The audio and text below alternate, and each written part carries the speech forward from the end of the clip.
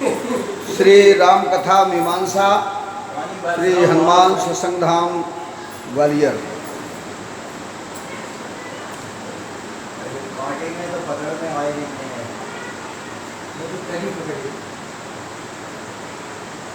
भरतलाल जी का प्रसंग है।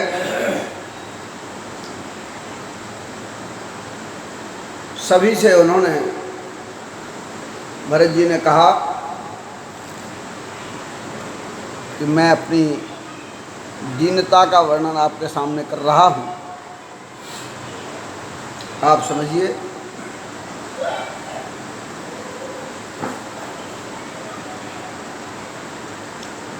और दूसरा, मुझे कोई उपाय दिखाई नहीं दे रहा है।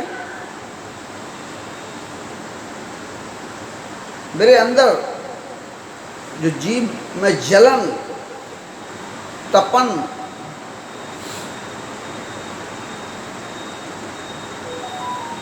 सबके दुख का कारण है।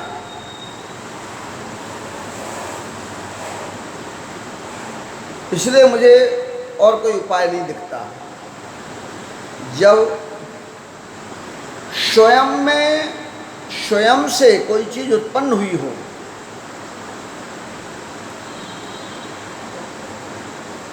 तो उसका निदान कोई और नहीं कर सकता।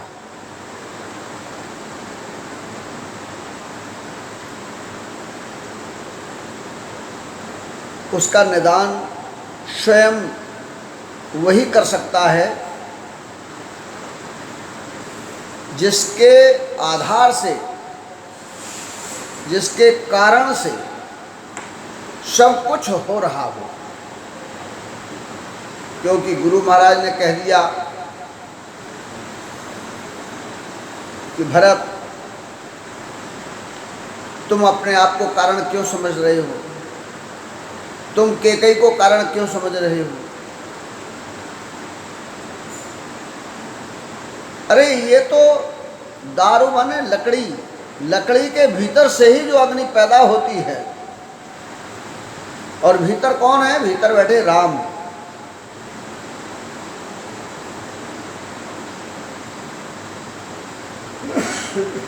तो कहते हैं अगर संसार की किसी कारण से कोई दीनता उत्पन्न हुई हो तो संसार में उसका उपाय संभव है। जैसे किसी वस्तु से दीनता आ गई, किसी व्यक्ति से दीनहीनता आ गई, किसी विचार से दीनहीनता आ गई,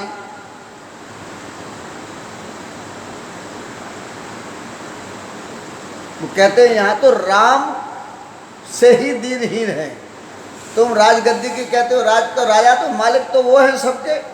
ये संसार जो है अपने आप को भूमि स्वामी बना लेता है। अरे जिस धरती को जिसने बनाया मालिक तो वो है, मारूसी तो पट्टा उसका है, और हम बन जाते हैं कि हम इसके मालिक हैं। जो कुछ भी भीतर विचार चल रहे हैं वो सब राम का कारण है।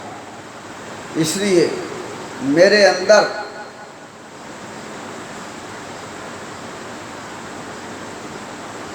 तो अहंकार होना चाहिए था, लेकिन अहंकार नहीं है, दीनता है, अंदर से उत्पन्न हो रही है। इसलिए मैं सबको सिर झुका रहा हूँ, सबको प्रणाम कर रहा हूँ। केवल रघुनाथ जी के चरणों के दर्शन जब तक नहीं हो सकते और नहीं होंगे तब तक ये अंदर हृदय में जो ज्वलनशीलता है ये मिट नहीं सकती।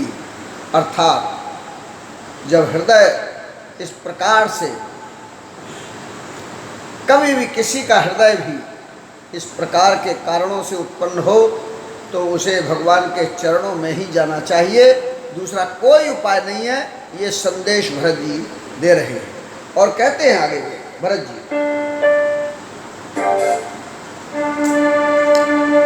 आने उपाय,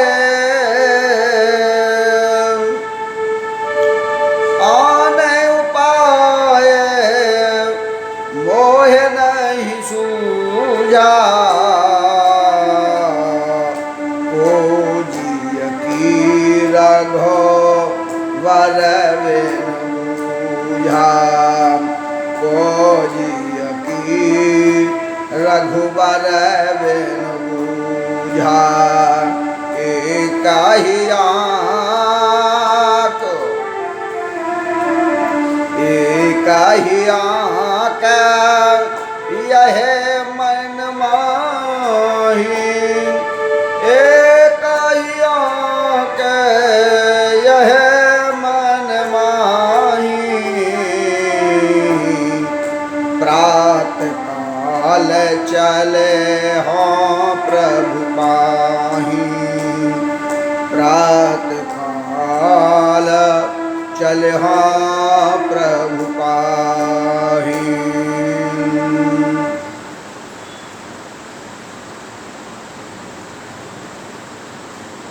सवेरा होने पर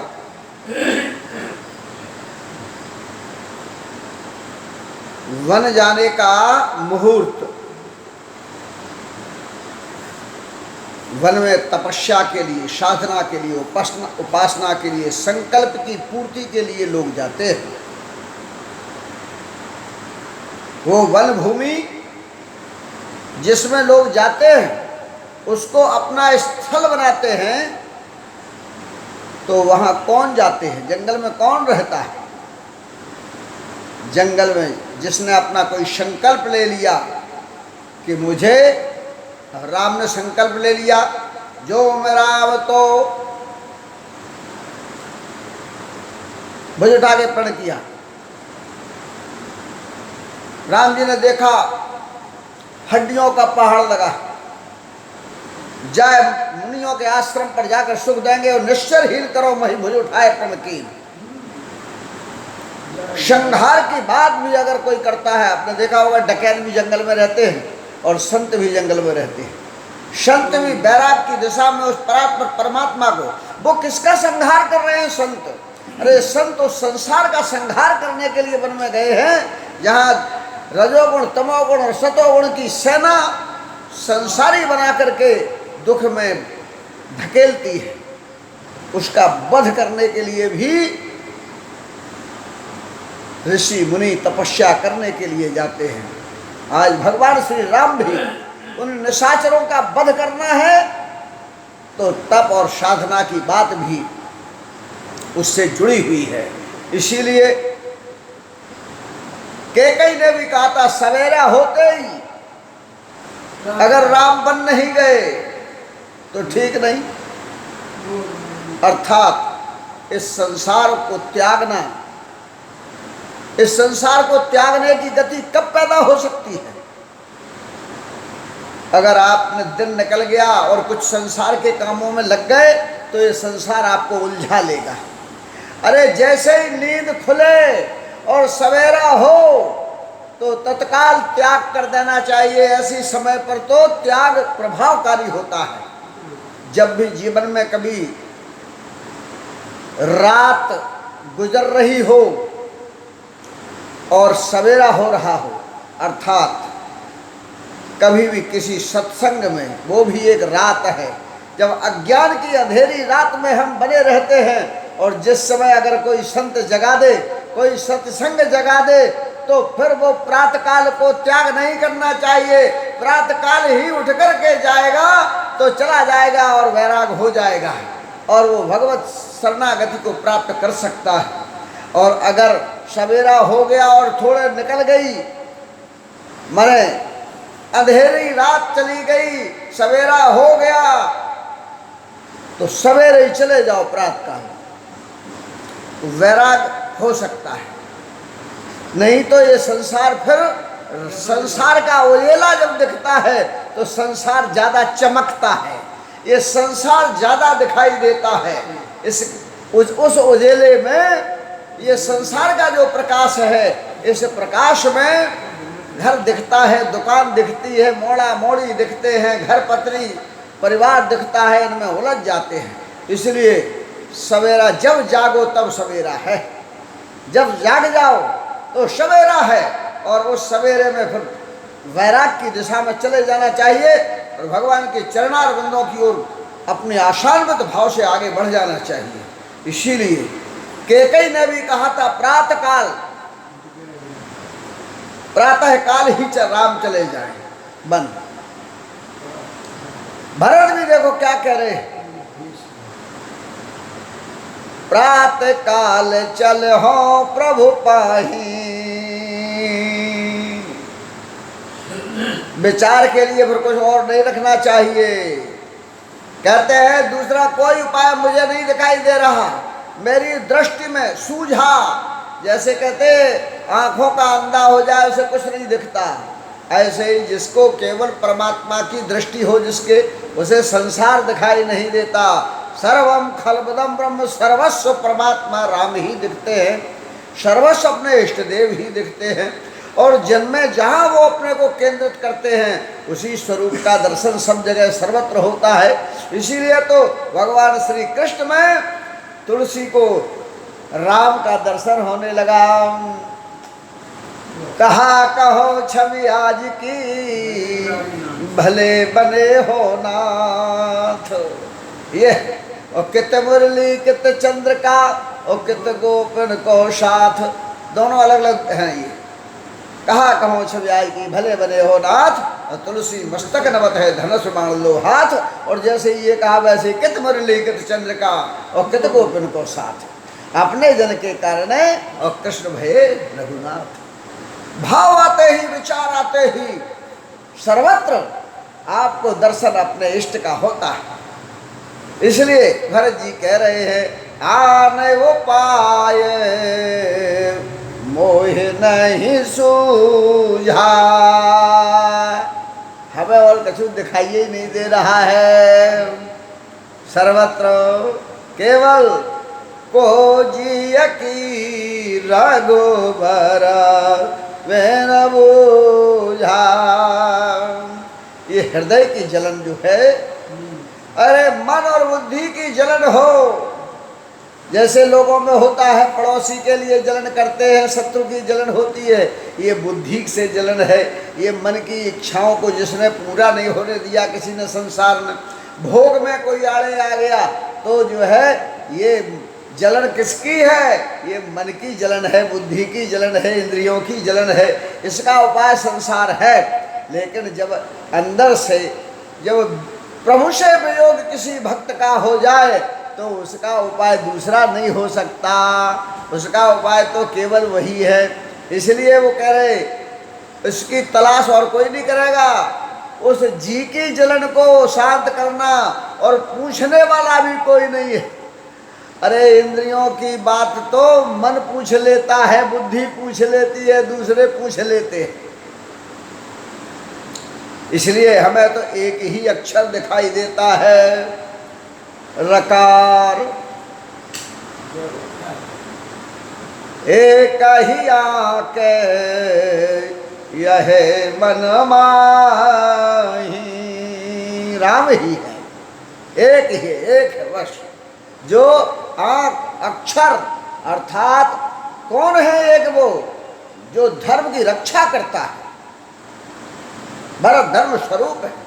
रामो धर्मो बान विग्रह, राम ही है वो, इसलिए वही एक है।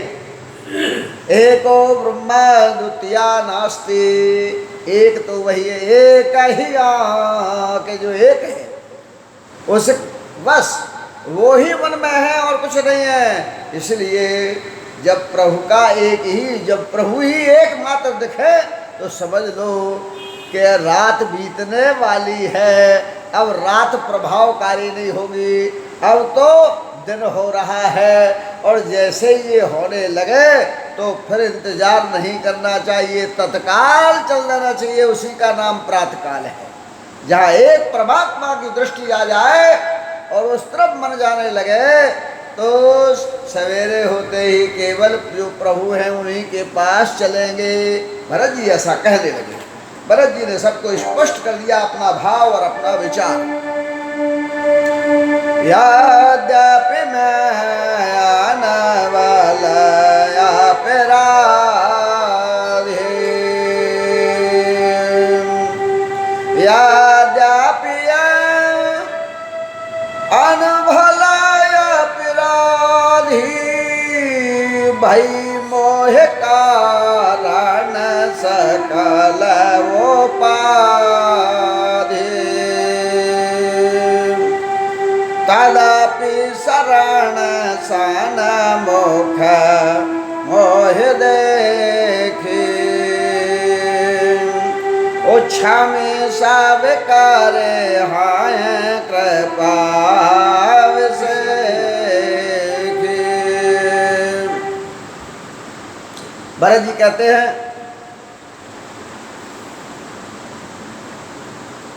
वैसे मैं अपराधी हूं, लेकिन अपराध कौन सा अपराध, कैसा अपराध है? ये अपराध बोध होना भी ठीक नहीं।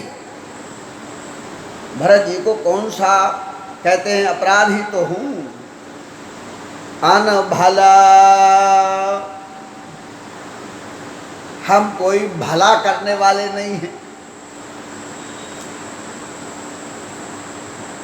दूसरा भाव है अनभल अपराधी, जिससे कोई भला होने वाला न हो, तो जिससे भला होते ही नहीं और उसके प्रति भले की जो चाह करे तो अपराधी दूसरे तो उसे अपराधी मानेंगे, लेकिन वो अपराधी का जो भला करने के लायक नहीं है।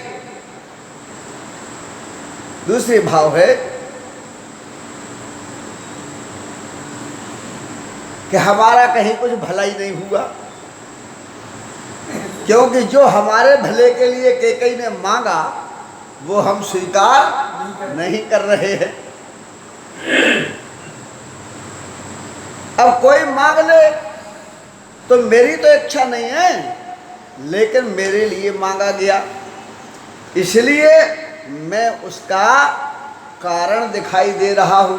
भले ही वो मेरे द्वारा नहीं है, दूसरे के द्वारा है, लेकिन जैसे ये आत्मा कुछ नहीं करती, लेकिन आत्मा का स्पर्श मात्र हो जाना, जबकि भोग कर्म सब इंद्रियां करती हैं, शरीर करता है और शरीर ही फल भी भोगता है, लेकिन आत्मा इसके बाद भी स्पर्श करने मात्र से ही जन्म के कारण में साथ रहना पड़ता है, और ये आत्मा ही भटकती है, जबकि आत्मा न करता है न भोगता है। लेकिन कृतित्व का जो गुण है, जो पंच तत्व के ढांचे में आता है, वो आत्मा के स्पर्श मात्र से आ जाता है। इसलिए आत्मा भी जीवत्व को प्राप्त करके जो है उसका कोई भला नहीं हो रहा, ना वो खाती है, ना कटती है, ना सड़ती है, ना जलती है, ना भोगती है। इसके बाद भी ऐसे ही मेरा माँ कैकेयी के स्पर्श मात्र से कि मैं उनका बेटा हूँ, और मेरा नाम लेकर के उन्होंने राजभल मांग लिया कि राजा बनाए मेरे बेटा को, राजगद्दी मिले, ये मैं, इसलिए मैं अनभल अपराधी हूँ। और भी कहते हैं तीसरा भाव भी है, कहते हैं मैं अनभल अपराधी कैसे हूँ, क्योंकि मेरा भला तो प्रभु के शरणागति है, सो मुझे प्रभु की शरणागति से तो अलग कर दिया गया है। अरे अगर धर्म के रूप में व्याख्या करें तो धर्म वही है, जब राम है तो धर्म है, और राम नहीं तो धर्म कहाँ। इसलिए राम से मुझे अलग करके धर्म का स्वरूप निर्वाह करें कि हम राज धर्म का पालन कर पाएं, कैसे कर पाएंगे, कैसे हो पाएगा। इसलिए भरत जी कहते हैं कि हमारे द्वारा भला होने वाला नहीं है, इसलिए मैं अनभल अपराधी हूँ। दूसरा, मेरा भला तो राम ही है। अगर धर्म के साथ राम रहे तो धर्म का भला है, और नहीं तो राम रहित अगर धर्म है तो वो अधर्म हो जाएगा। इसलिए मेरा भला क्या होगा उसमें, इसलिए भी मेरा भला नहीं है इसमें, राम वहाँ और हम यहाँ हों। भरत जी कहते हैं अनभले अपराधी, इसलिए मैं तो अपराधी हूँ। ये अपराध है, अगर संसार में लग जाए जीव, मनुष्य का शरीर प्राप्त हो और इसके बाद भी भगवान की तरफ न जाए तो भी अपराधी है। इसलिए ये भी भाव है उसमें। भरत जी कहा कि ये तो अपराध है, ये शरीर का काहे के लिए मिला, उसके लिए तो भले करे नहीं और राज करने लगे, भोग करने लगे, विलास करने लगे, ये भी अपराधी है। अर्थात भरत जी कहते हैं भाई मोह कारण सकल उपाधि, कह रहे ये जितनी भी उपाधियां हुई हैं ना, ये सब उपाधियां माने होती हैं आरोपित, आरोपित स्थान दे दिया जाए उसे उपाधि कहते हैं। जैसे मेरा नाम संतोष है, अब संतोष गुरुजी कह दिया, तो पहले तो जो शरीर पैदा हुआ उसका नाम संतोष रख दिया, तो पहला तो नाम ही रख दिया, वो उपाधि है, क्योंकि जो शरीर ढांचा उत्पन्न हुआ है, ऐसे ही सबका शरीर जब जन्म लेता है तो वो ढांचे में, ढांचे का नाम तुम्हारे हाथ में है, वो तो उपाधि कौन है? जो उसका मूल स्वरूप नहीं है, उसके किसी स्वरूप मात्र को देख करके उसको रख दिया।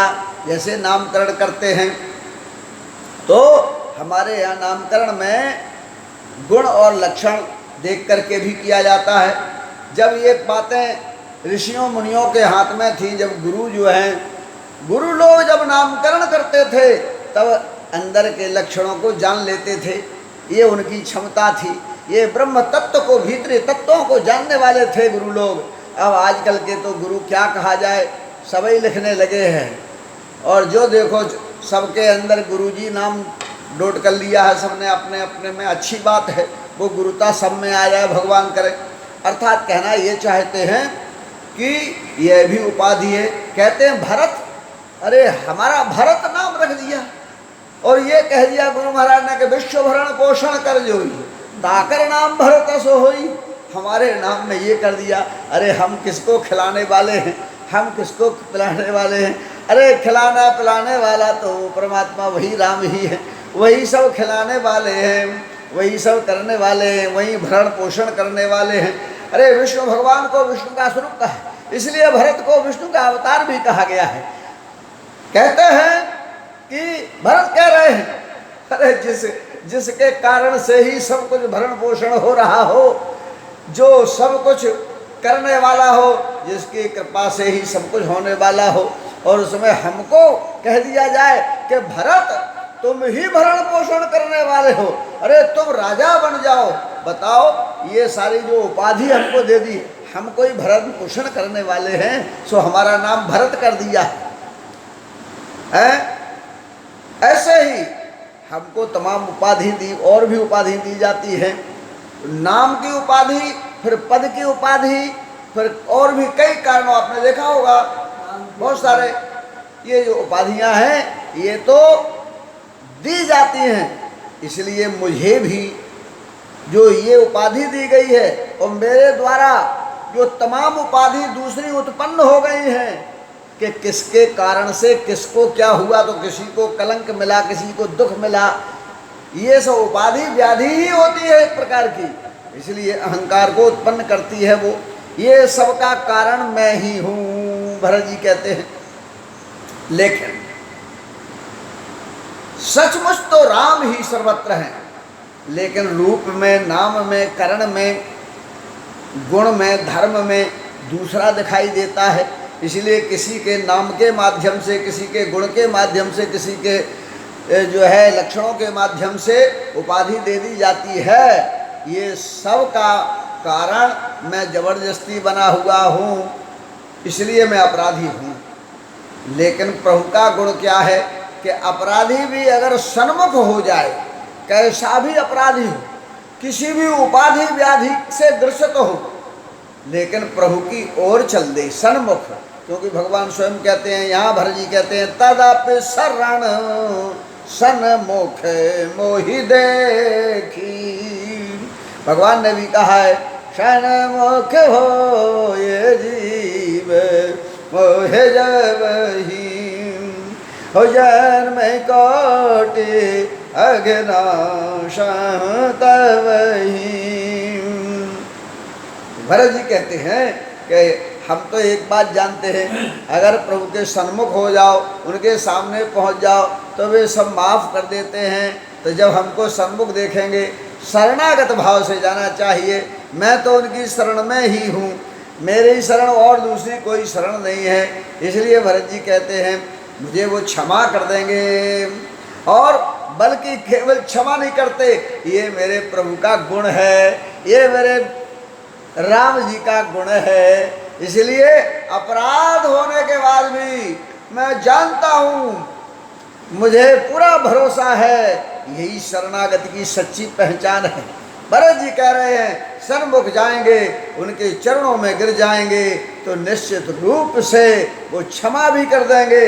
और अब क्या है, क्षमा तो वो हमारे शरणागत होते ही क्षमा तो कर ही देंगे, लेकिन संग में उनका फिर गुण है कि जो सन्मुख हो जाए वे पाप नाश तो करते ही हैं, अर्थात क्षमा करते हैं, और क्षमा के बाद गुण भी है उनका कि वो कृपा भी करते हैं। तो दो दोहरा लाभ मिल जाएगा, एक तो क्षमा भी हो मिल जाएगी और कृपा विशेष तौर से प्राप्त हो जाएगी। इसलिए भरत जी ऐसा कह रहे हैं, कहते हैं शील सकोचे सोठे सरल स्वभाव, ओ कृपा सने है सदन रघुराऊ, और हो के आन भला कीन राम रामा, मैं से सुसेवा यद्यपि बामा।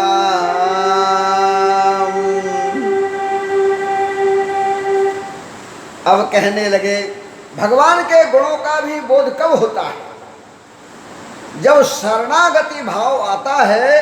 तो शरणागति के आते ही अहंकार मिट जाता है, और अहंकार का मतलब होता है जो शरीर प्राप्त हुआ है, आकार माने सगुण रूप से जो शरीर है, इस शरीर के गुणधर्म होते हैं, इंद्रियों के गुणधर्म होते हैं, इसके अंदर रजोगुण तमोगुण सतोगुण है, इसके अंदर तन्मात्राएं हैं, इसके अंदर सूक्ष्म शरीर है, इनके सबके अपने अपने लक्षण होते हैं। तो ये जब सबके सब शरणागत हो जाएं तब फिर बचेगा कौन, जिसकी शरण में गया है वह बचेगा, उसी का स्वभाव बचेगा, उसी का गुण सब में आ जाएगा। जैसे किसी समुद्र में, किसी नदी में कोई डुबकी लगा जाए, उसी में डूब जाए, शरण हो जाए, तो फिर भीगेगा, तन भीगेगा तो उसी जल से जिसमें डुबकी लगाई है, और मन भी आनंदित तो होगा तो उसी जल से होगा। बुद्धि में भी अगर जो भी प्रभाव पड़ेगा उस जल का, उस गंगा का, वहाँ भी गंगा ही गंगा होगी। तो इसी तरह जब प्रभु की शरण में चले जाते हैं तो वो शरणागति की डुबकी देहाध्यास का अहंकार मिटा देती है, और जैसे ही अहम आकार ये मिटा, वैसे ही प्रभु का गुण ही सब सर्वत्र कार्य करने लगता है। तो दिखाई देने लगता है क्या कि मेरे प्रभु कैसे हैं। भरत जी कह रहे हैं मेरे प्रभु राम का क्या गुण है। भरत जी कहते हैं बहुत शील स्वभाव है उनका, और बड़ा संकोची स्वभाव है। वैसे वो नितांत श्रेष्ठ है, हमेशा उनका सरल स्वभाव है हमेशा ही, और कृपा करते हैं, प्रेम की मूर्ति है। वे तो प्रेम के घर हैं, सदन हैं। और सदन कौन होता है, जिसमें वो हो सत, वो सबको सत बना दे, उसे सदन कहते हैं। सत के साथ हाँ अन जुड़ गया है, जिसमें सत ही हो जाए तो सब सत हो जाता है। जैसे देखो हमारा आपका शरीर ये कैसा है, मिथ्या है, इसमें 5 तत्व हैं। इसमें ये 5 तत्व नदी नहीं देखती, वो जल नहीं देखता कि मुझे पापी पी रहा है कि पुण्यात्मा पी रहा है। अरे नदी ये नहीं देखती कि मुझ में डुबकी पापी लगा रहा है कि पुण्यात्मा लगा रहा है। बा में तो चाय को लगाए वो सबको सुख देती है। सत ऐसे ही जो पंच तत्व हैं इन पंच तत्वों में वो परमात्मा बैठा हुआ है। इसलिए इन्हीं 5 तत्वों से तो पापी बना है, इन्हीं 5 तत्वों से जो है पुण्यात्मा बना है। समूची सृष्टि जहर अमृत सब इन्हीं पंच तत्वों से निर्मित हैं। और ये अधम है, पंच तत्व रच अधम शरीरा। इसके बाद भी इसमें राम बैठ जाए अगर, तो राम बैठते ही ये आंखें टुकुर टुकुर देखने लगती है, ये कुछ ही समय में ये मुंह जो है वो बोलने लगता है। देखा बच्चा जन्म लेता है, अरे पैरों से चलने लगता है। ये किसने? सत जो अंदर राम है, तो ये सब घर बन गया, सदन। इसलिए सदन को घर भी कहते हैं, लेकिन वो घर किसका है? सदन। जिसे भवन और सदन में यही अंतर है। तुलसीदास जी ने लिखा, कृपा सने है सदन रघुराई। रघुनाथ जी को भवन नहीं कहा, सदन कहा है, क्योंकि उनके वो तो सत स्वरूप में है, और जहाँ रहते हैं, जब तक रहते हैं तब तक वो सत रहता है। मिथ्या संसार भी सत्य सा प्रतीत होता है। क्यों? क्योंकि सत राम है जब तक उनमें, तब तक वो सदन है। और जो भवन है वो भव है, भव में अन है, जो हुआ है। हुआ और है में अंतर है। सदन में तो है, सत का ही है, और भवन में जो उत्पन्न हुआ हो वो है भवन। इसलिए भगवान क्या है? भवन नहीं है भगवान, भगवान तो सदन है। जहाँ होते हैं वहाँ सत ही हो जाता है वो, और जहाँ वह न हो वहाँ मिथ्या हो जाता है। इसलिए रघुनाथ जी की कहते, अरे हो के आन भले कीन नराम। कहते हैं मैंने तो एक चीज देखी है, मैंने तो ये देखा कि शत्रु भी क्यों न हो उसका भी उन्होंने अनभल नहीं किया है। अनभल माने जिसमें भला न हो। ऊपर भी हमने अनभल की 4-5 व्याख्या की। अभी यहां भी कह रहे अरे हो के अनभलो। अरे माने शत्रु, शत्रु भी क्यों न हो उसका भी भगवान ने भला न हो ऐसा किया ही नहीं है, जिसका भला न हो। राम ऐसे हैं, जिसको मारा है उसका भी भला हुआ है, उसका भी कल्याण किया भगवान ने। राम ऐसे है मेरे प्रभु, और मैं तो बच्चा हूं, मैं तो सेवक हूं।